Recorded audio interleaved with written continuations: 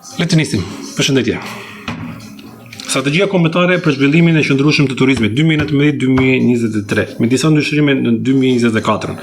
Por do I referojmë kësaj strategjie sepse në momentin që unë po kulumtoja dhe po punonja për programin e Lëvizjes Bashkë, kjo ishte strategjia dhe nuk mund të flas diçka që nuk e kam punuar mirë dhe nuk kam shifra konkrete se çfarë kam bërë në 2024.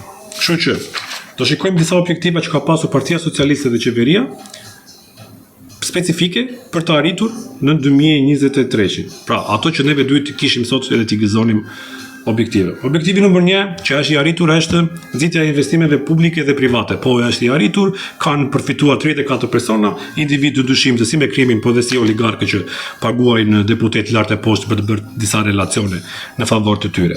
Kështu që kjo është realizuar.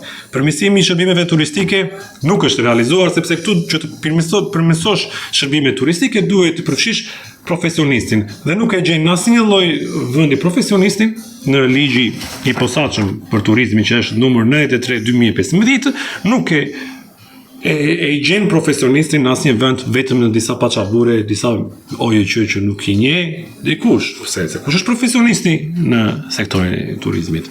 Janë ata që në botën ne këtej I quajmë F&B manager, që janë përgjegjësit e ushqimeve pive, janë ata që janë CEO të korporatave apo të hoteleve, domethënë akomoduese, pjesa akomoduese, janë ciceronat, janë ata që administrojnë pjesën kulturore të vendit, dhe se si ata duhet ulen në një tavolinë të rrumbullakt dhe të japin idetë e tyre dhe propozimet e tyre dhe kështu që ti të caktosh dhe të bësh një strategji. Kështu që neve dalim në konkluzionin që Shqipëria nuk ka një strategji për turizmin, fare, 0, 0, por ka një qeveri që I shërben dhe në qoftë se lexoni ligjin numër 93/2015 do të shikoni nen për nen se si ky ligj është porositur nga dikush edhe nuk e di se si është bërë ky ligj, domethënë këtë ligj e bën vetëm dikush që ka interes. Domethënë janë 34 persona që kanë përfituar nga këto ligje, edhe nene që janë këtu brenda. Asnjë tjetër.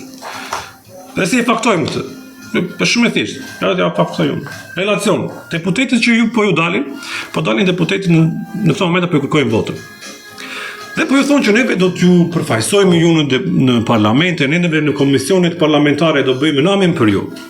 Urdhoni çfarë bëjnë në komisionet parlamentare. Relacion, propozimin për ligj për disa shtesa dhe ndryshimin e ligjit numër 31/2017 për zonat e mbrojtura. Pra, po ju kërkojnë votën tani që të venë dhe të bëjnë një shërbim oligarkëve dhe disa kriminelave dhe të thonë që shiko, ne po bëjmë këtë ndryshim në ligj që ti në ato zonat që ne mburemi dhe po vinë turistët sot, atë natyrë, të ndërtojmë edhe ta zaptojmë. Ky është koncepti një turizmi masiv. Prandaj dhe ne propozojmë turizmin alternativ. Dhe do dalë edhe në propozimet, por si fillim do ju pasqyroj problematikat dhe se si ka funksionuar shteti shqiptar këto vite dhe partia gjasme socialiste. Kam bërë një ligj shumë të bukur. Kanë bërë një ligj të majtë. Ky është ligji majtë. Në 10. Komiteti Këshillmor I sektorit privat në turizëm. Këta zotrinë jo që janë të majtë, po janë kështu të djathtë nga ana tjetër, e kanë marrë privatin edhe e kanë bërë pjesë të vendimarrjeve dhe të këshillimit. Pra janë atje disa biznesmen që kanë kapital dhe kanë bërë një investim, kanë bërë një resort, kanë bërë një restorant të madh, kanë bërë një fermë kanë kapital, I hedhin lekët, punësojnë njerëz dhe vënë dhe japin edhe këshilla ministres në zyrë. Me ligj. S'po thot njeri, por nuk jeni të majtë. Pse? Se çfarë bën e majta? E majta jemi ne. Dhe ne nuk e themi as për propagandë, as për retorikë. Sepse ne propozojmë që profesionisti të jetë pjesë e vendimarrjes. Sepse profesionisti I di problemet e sektorit dhe ato që ai do propozojë janë që të zgjidhen ato probleme.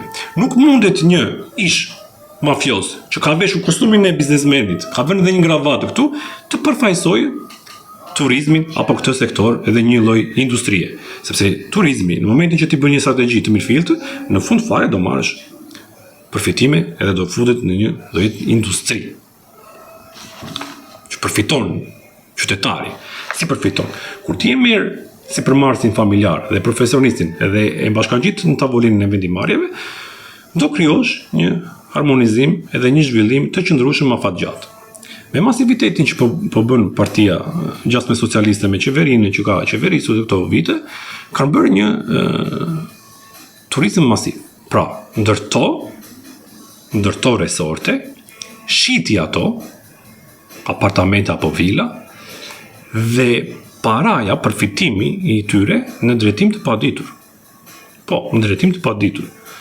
Por dhe sikur të mblidhet ai kapital në bankat e Shqipërisë, prapë është një fitim i shpejt në dëm të natyrës dhe që nuk është afatgjatë si zhvillim. Kështu që çfarë propozojmë ne? Ne propozojmë që të shpijim investimet në sipërmarrjet familjare dhe të mbrojmë traditën tonë të mikpritjes. Turizmi është mikpritje. Mendësia që duhet të ketë një njeri në turizm është mikpritje. Pra ti kur vete në një shtet dhe viziton atë, do që të shikosh traditën e tyre, do që të shikosh arkitekturën e tyre, mënyra se si funksionon qyteti, se si sillen njerëzit, si festojnë ata komuniteti vendas, edhe kështu me radhë. Kështu që çfarë po bëjmë neve? Neve po ndërtojmë disa resorte luksoze apo resorte që janë beton arme, domethënë është një gjë e shëmtuar, vetëm për të përfituar personi që po e ndërton dhe të përfitojë, shit një apartament, 2 apartamente, 3 apartamente dhe shiko Golemin dhe Durrësin sot. Atje ku kishte pisha, keca beton arme atje që gjithkusht ka blerë një apartament atje dhe thjesht fut kokën në ujë dhe ikën mirupafshim. Pra nuk është zhvillim ky. Ne duhet ta mirëmbajmë ambientin, natyrën po ta mbrojmë me fanatizëm ta mbrojmë natyrën, sepse ajo natyrë do na sjellë vizitorë. Dhe kështu që përfitimet shkojnë në familje, pra në butina të vogla, në shtëpi që japin dhomën e tyre dhe bashkëton turisti, domethënë rezidenti huaj që vjen na viziton, me vendasin, me familjarin. Kjo është harmonia, kjo është socializim.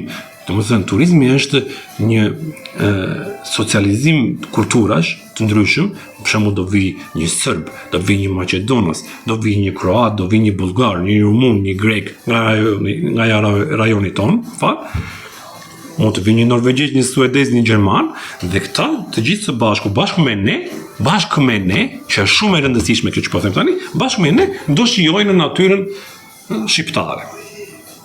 Bashkë me ne. Si bëhet kjo bashkë me ne? Kjo bëhet me ligje dhe me politika konkrete që i harton ato dhe i kalon përmes institucioneve që ne do t'i krijojmë dhe kemi punuar dhe kemi propozuar në programin ton. Kur të vijë një turist në Shqipëri, duhet të takojë shqiptarin, jo vetëm të huaj. Kështu që ne propozojmë, dhe tani do nis me propozimet. E para punës problemi i madh në Shqipëri është tkurja e sezonit. Ne kemi një sezon veror 3 mujor. Kjo që duhet të hapet, dhe si hapet kjo? 2+2 bëjnë 4. Shumë e thjeshtë dhe gjithsej bëjnë 7. Duhet minimumi ta bëjmë 7 muaj. Kjo bëhet në këtë formë. 2 muajt prill-maj ne propozojmë që të japim sipërmarrjeve familjare akomoduese 10 euro për shtrat, që ndryshe përkthehet prej 1200 euro në vit. Pse përkthehet kështu? Sipas Instatit i referohemi sa herë. Domethënë sa janë sipërmarrje që kanë shtretër, që janë të regjistruara. E para punës me këtë politikën ne motivojmë që të regjistrohen, mos kemi më ambiente akomoduese të paregjistruara, të regjistrohen sepse do përfitojnë 1200 euro në vit. Ne ju japim 10 euro për shtrat që të me bashkëpunim të agjensive turistike të nxjerrin paketa favorizuese për studentët në këto 2 muaj. Kështu që studentët do kenë një alternativë të vizitojnë natyrën shqiptare, ta njohin atë, sepse shumë studentë nuk kanë edhe mundësinë ekonomike, kështu që shpërbete me këtë mentalitetet dhe me këtë strategji të turizmit masiv, shumë shpejt shqiptari do e ketë pamundur të vizitojë vendin e vetë dhe detin që ja ka falur Zoti. Muajin shtator tetor neve kjo paketë është shumë e shtrirë, prandaj është vjeçare, 1200 euro janë në vit që përfitojnë këto struktura akomoduese. Flasim sa herë për sipërmarrje familjare. Muajin shtator-tetor përfitojnë pensionistët. Çfarë bëjmë neve në këtë mes? Në këtë mes neve 3 mujoshin e mes e lëm bosh, për arsyeën jo vetëm që do vinë tuaj, por për arsyeën sepse atje shkon pjesa më dërmuese që ka familje, që ka fëmijë. Atëherë shkojnë një familjar në pushime, sepse mbaron shkolla fëmijë, sepse merr leje nga puna, e kështu me radhë, siç i dim. Kështu që këtë 3 mujosh nuk e prekim sepse duam, neve ka fluks. Kur nuk ka fluks, janë këto 2 muaj të ndarë. Maj, prill, maj dhe shtator-tetor. Kështu që ne e shtym, e zjerojmë dhe luftojmë të kurje. Pjesa tjetër është që çdo person jo rezident që futet në territorin shqiptar, propozimi tjetër është që të plotësojë një formular. Ai formular e parë punës, ky plotësimi i formularit është reciprocitet. Domethënë është reciproke. Shqiptarët sot kur dalin në Europë, plotësojnë një formular dhe bëjnë një pagesë. Kështu që dhe ata që do vinë në Shqipëri do plotësojnë një formular, do bëjnë edhe një pagesë. E para punës ky formular do na ndihmojë që të shikojmë të kemi numrat reale, jo të kemi numrat spiropaliste, 10 milion turistë kështu me radhë, por të kemi numra real që ne të punojmë vitin e ardhshëm mbi ato shifra.